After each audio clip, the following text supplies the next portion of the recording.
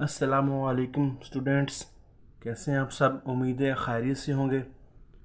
आज हम स्टार्ट कर रहे हैं 1.2। तो 1.2 में जो इसका बेसिक्स हैं वो देख लेते हैं कि किन किन चीज़ों का किन किन क्वेश्चन का वहाँ पे इस्तेमाल होगा। तो सबसे पहले है जी कि टाइप्स ऑफ मैट्रिक्स, के मैट्रिक्स कितनी किस्म के होते हैं। ठीक है, तो फर्स्ट है जी रो मैट्रिक्स। रो मैट्रिक्स क्या होते हैं? A matrix is called a row matrix if it has only one row. जब किसी मैट्रिक्स के पास एक ही रो हो, जैसे ये है C इज इक्वल टू 2 4, इसके पास एक ही रो है। ठीक है, तो वो कहलाएगा रो मैट्रिक्स। ठीक है, तो जिससे उनका ऑर्डर 1/3 हो सकता है, 1/2 हो सकता है। ठीक है, 1/1 हो सकता है उनका ऑर्डर। ठीक है, इस तरह कॉलम मैट्रिक्स वो होगा जिसमें एक ही कॉलम होगा। अ matrix is called a column matrix if it has only one column.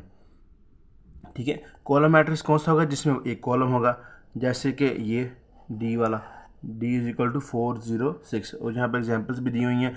M is equal to 1 0 2 0 1, इनके उनका जो ऑर्डर होगा, रो चेंज हो सकती हैं, रो 1/1, 2/1, 3/1, 4/1, से रोज़ तो चेंज हो सकती हैं, लेकिन कॉलम एक ही रहेगा उनका। जैसे इसमें 2 रोज़ हैं, एक कॉलम है, 3 रोज़ हैं, एक कॉलम है।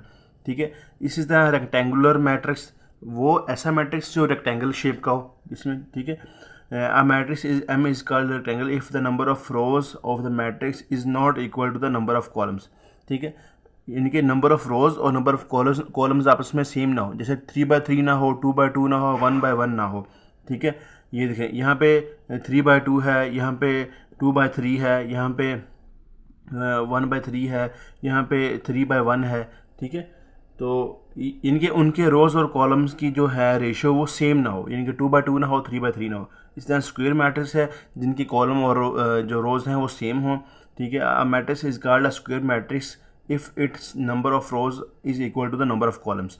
ठीक है, 2 रोज़ हैं 2 कॉलम्स है, ठीक है, 3 रोज़ हैं 3 कॉलम्स हैं, ओके, 1 रो है 1 कॉलम है, तो उनके नंबर ऑफ कॉलम्स और नंबर ऑफ रोज सेम है। नल मैट्रिक्स, नल मैट्रिक्स क्या होता है? ऐसा मैट्रिक्स जिसके सारे एलिमेंट्स जीरो हों। ठीक है, a matrix M is called a null matrix और zero matrix if each of its elements entries is zero. यानी कि सारे एलिमेंट्स जीरो हों, 1/1 में हो, 3/1 में हो, 3/2 में हो, 3/3 में हो, 2/3 में, जिस मर्जी रेशो में हो, लेकिन वो जीरो में हो सारी एंट्री। आगे है जी transpose of a matrix. Transpose कैसे लेना है? ठीक है, उससे क्या मेथड है? A matrix is obtain by the changing the rows into column.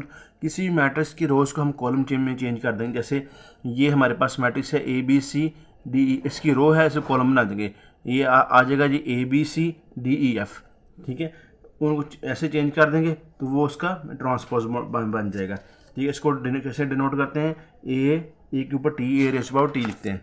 ठीक है, इसे कहते हैं ए ट्रांसपोज। जैसे ये है एग्जांपल दिए है, C इज इक्वल टू 1 0 1, ये रो है, इसको कॉलम बना दिया, वो C का ट्रांसपोज बन गया।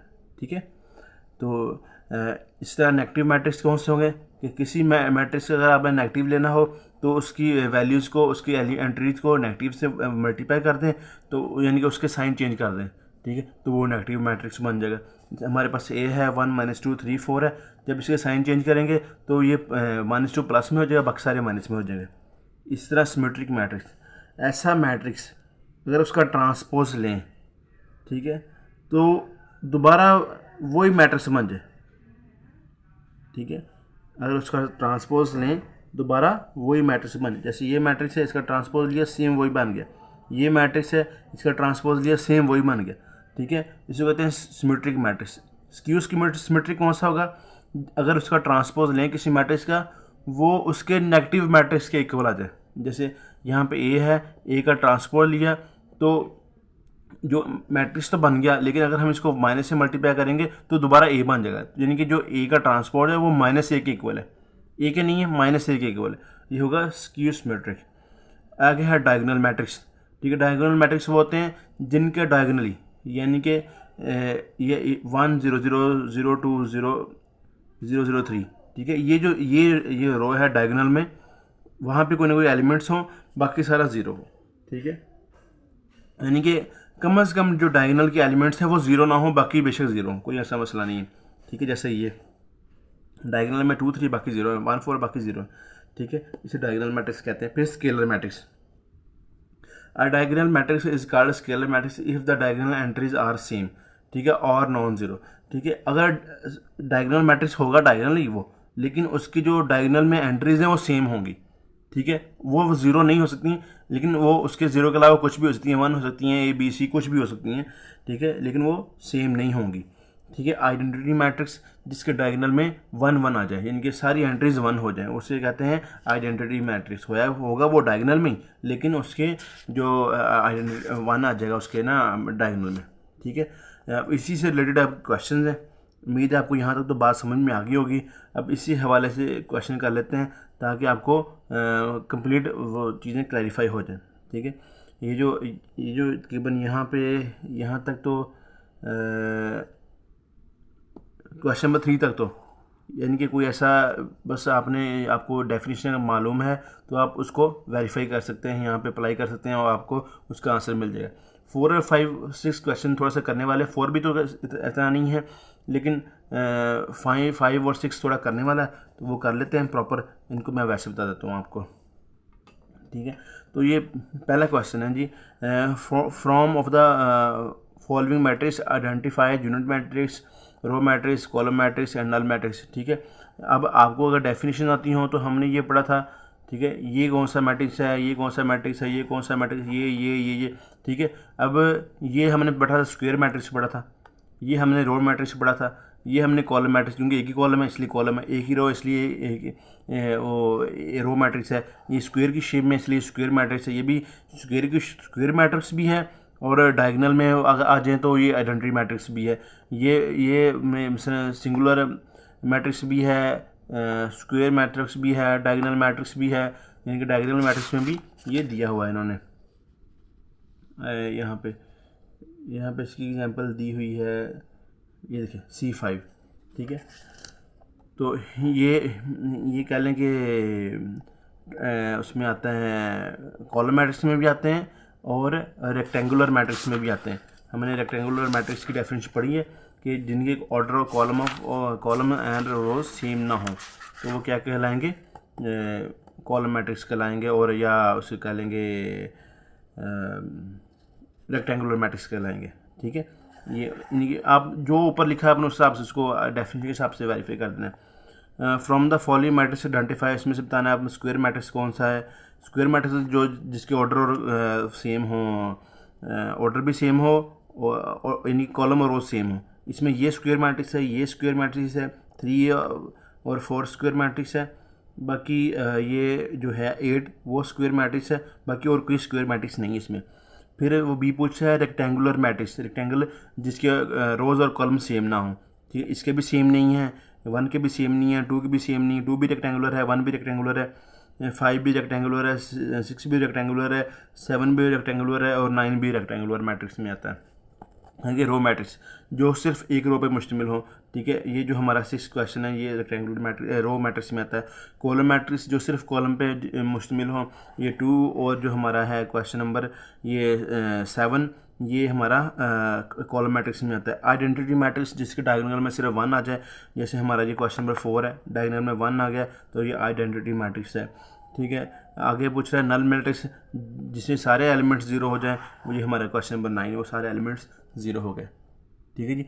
डेफिनेशन के हिसाब से हम इनको इजीली वेरीफाई कर सकते हैं। From the following matrix identify the diagonal, scalar and unit. तो डायगोनल कौन सा होता है, जिसके डायगोनल में वैल्यू हो बाकी बेशक 0 हो।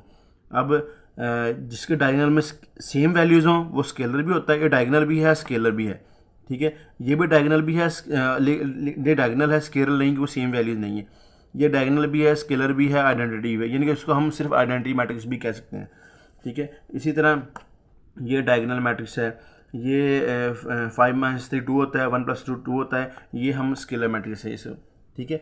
अब आते हैं जी क्वेश्चन नंबर 4 की तरफ।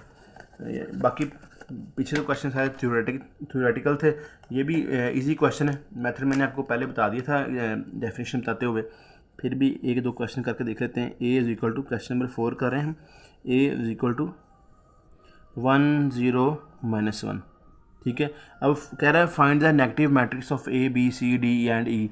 इसके नेगेटिव मैट्रिक्स फाइंड करने, कैसे फाइंड करेंगे, माइनस ए, यानी कि ए को माइनस से मल्टीप्लाई करेंगे तो सारे मिशन अंदर माइनस से मल्टीप्लाई करके साइन चेंज कर देंगे। ठीक है, ये माइनस ए हमारा क्या आ जाएगा, -1 0 और 1। ठीक है, सारे साइन चेंज हो जाएंगे। इसी तरह जो ई है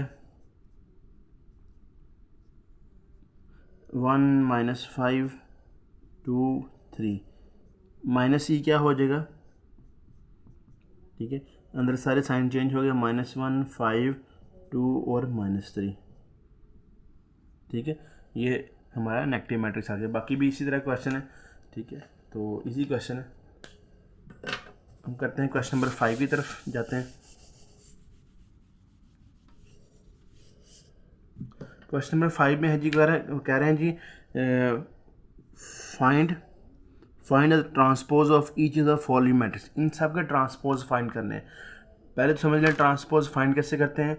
किसी भी मैट्रिक्स की रोज को कॉलम में चेंज करके उसका ट्रांसपोज फाइंड करते हैं। ठीक है, अगर हमारे पास एक मैट्रिक्स है 0 1 -2, ट्रांसपोज कैसे फाइंड करेंगे इसका, A transpose is equal to, ये इसकी कॉलम है या इसकी रो है। ठीक है, ये एक रो है, इसको कॉलम में ले जाएंगे यहाँ पे एक, फिर अगली रो है, फिर इसको कॉलम में ले जाएंगे, फिर अगली रो है, फिर इसको कॉलम में ले जाएंगे, या पूरे कॉलम को पकड़े रो में लिख देंगे। रोज़ को कॉलम में या कॉलम को रोज़ में हम जब चेंज करेंगे उसका ट्रांसपोज हमारे पास फाइंड हो जाए। ये कॉलम है, इसको रो में लिख दिया, ट्रांसपोज आ गया। इसी तरह बी भी सेम है, सी करते हैं।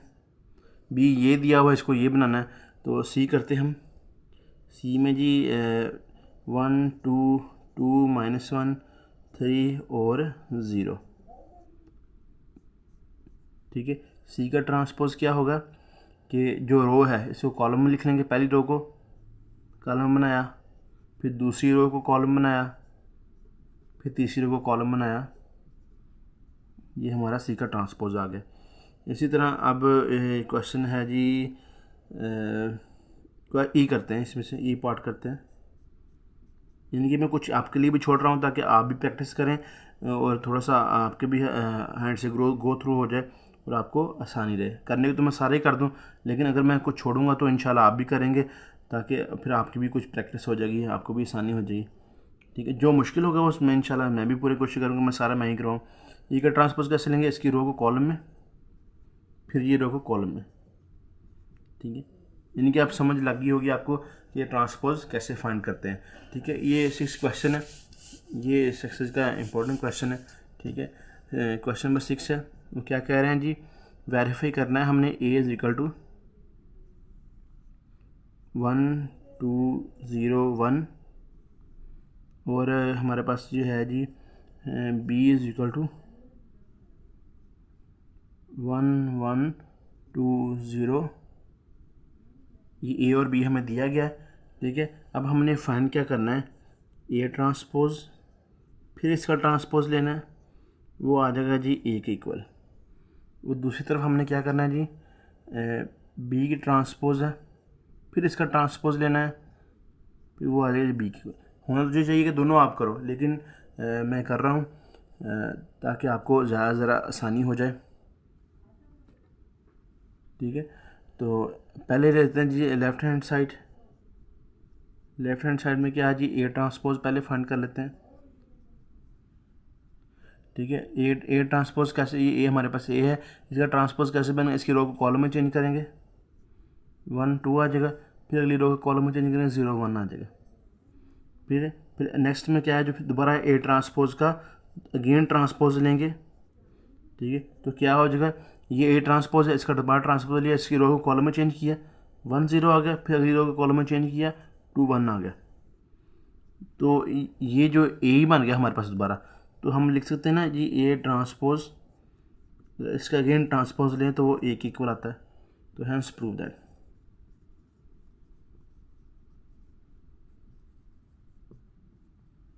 Hence prove that. आगे इस तरह बी है, बी पहले लेंगे लेफ्ट हैंड साइड। ठीक है, तो बी का ट्रांसपोज लेंगे,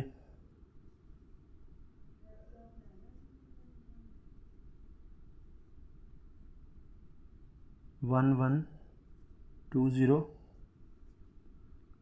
बी का ट्रांसपोज लिया, सॉरी ये बी है, इसका ट्रांसपोज क्या आएगा, इसकी रो को कॉलम में चेंज करेंगे, फिर अगली रो को कॉलम में चेंज करेंगे, ये इसका ट्रांसपोज आ जाएगा। फिर अगेन इसका ट्रांसपोज लेंगे, अगेन ट्रांसपोज लिया, फिर जो रो है उसको कॉलम में चेंज किया, फिर ये रो को कॉलम में चेंज किया, ये वही सेम बी बन गया हमारे पास। तो हम लिख सकते हैं कि बी ट्रांसपोज का अगेन ट्रांसपोज लें अगर, तो वो हमारे पास बी बन जाएगा। तो वो हमारा आंसर है, ये हमारा वेरीफाई हो गया।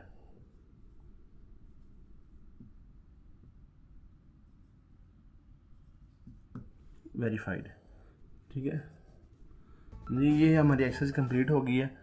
अगर आपको हमारा मेथड पसंद आए, मेथड इजी लगे, तो हमारी वीडियो को लाइक, शेयर और चैनल को सब्सक्राइब ज़रूर कर दें, और अपने फ्रेंड्स के साथ भी काइंडली इसको शेयर करें ताकि उनका भी फ़ायदा हो जाए जी। अस्सलाम वालेकुम।